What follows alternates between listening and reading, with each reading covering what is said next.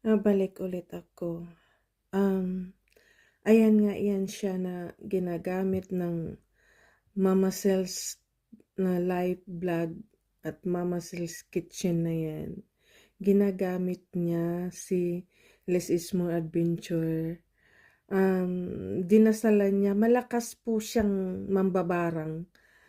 As in, malakas siya. Sobra.